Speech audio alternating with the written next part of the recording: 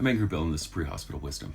We understand that medicine's medicine, but pre-hospital providers have special skills, knowledge, and culture that other providers don't have. Let's raise the bar here a little bit. I want to talk to you about driver roles. What a driver does on a call when he's not driving. Do me a quick favor before we really get rolling. Click the like button if you like this. If you really like it, click the subscribe button. It helps the channel more than you know, and I really appreciate it. So in the concept of an EMS call, an ambulance probably has two people. One person behind the steering wheel, the other person's up in the front seat. We arrive on scene. Whoever was in the front seat, not behind the driver wheel, is probably dealing with the patient. So an attendant is the leader of the call, has a team of people, whether it's just the driver is student, driver, and other responders, whatever it is, has this leadership role in making sure the call keeps running. In every system I've worked in, the attendant is in charge of patient contact. That one-on-one contact lets the patient know who's in charge, helps them build rapport, helps them build trust. It's really important to have that one-on-one contact and not be bombarded with questions from a whole lot of other different directions and different people. That's kind of what I think.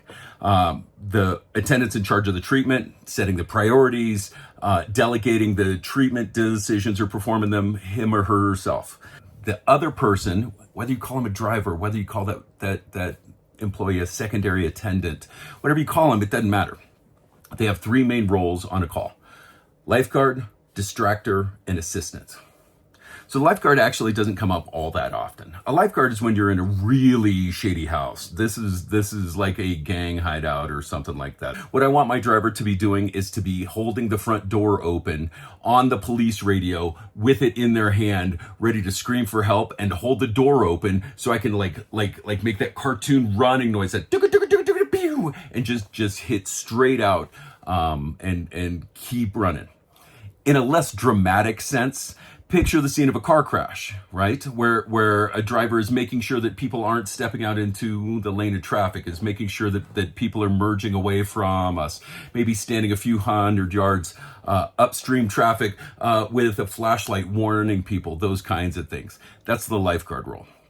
The second one is distractor. One of my biggest pet peeves when I'm trying to build rapport and get a story from a patient, I want to have that one-on-one contact, right? One of my biggest problems is, "Hi, I'm Bill. I'm with the paramedics. What's going on?" And someone else over here, a wife or a husband, someone else is answering, "He's had chest pain for hours." All right, thank you.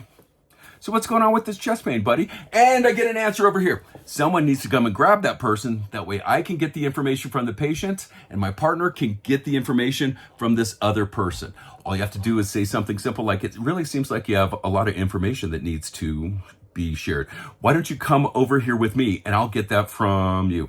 By the way, where does that person keep their medication at? Has this ever happened before?" You just start. These are people that just want to be heard. They want to make sure that their point of view isn't minimized or whatever. And there's a whole lot of people that are going to minimize their problems and just want it to go away. And their loved ones know that they have to go get checked out for this. They have to understand what a big problem this is. That's fine. I just don't need them distracting me from my rapport building and information collection from the patient. The third role is the assistant. You're actually a secondary attendant. I can delegate you into being a proceduralist. I can get more information from you, go write down the medication, stuff like that. You become a stretcher fetcher. Go get me a piece of equipment, set me up a 12 lead, whatever it is. Personally, I like to place my own 12 leads, but you putting stickers on the octopus or whatever is probably a good thing, right? Spike me an IV, I'll be out in a second. Those kinds of things. What I'm looking for is someone to help. The best drivers, the best partners can anticipate what I'm going to want. When it's not obvious, don't try, however. Seriously, don't worry about it if it's not an obvious case of, "Oh, this person's going to need an IV," or, "Oh, this person's going to need a neb," or whatever it is.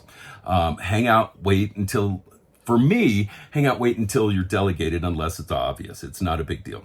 A big part of that is facilitating everything that the attendant's trying to do. Facilitate their communication with the paramedic, facilitate their leadership of the task group, facilitate equipment, facilitate treatments, all of those things. In the end, the driver has three main roles: Lifeguard, distractor, assistant. Whether it's an EMT, whether it's a paramedic, whoever it is, those are the three main things I'm looking for my drivers. Let me know what you think of all this. You can comment or send me an email to the address in the description. If you found any value from this at all, click the like button. One of the most helpful things you can do is share this with someone that you think would get something out of this. Click over here for another video, or click over here for the channel page and all the videos. Like's a button below, subscribe's a button below. I'm trying to get to 1,000 subscribers, so all of them help. Until next time, I'm Angry Bill. Stay safe.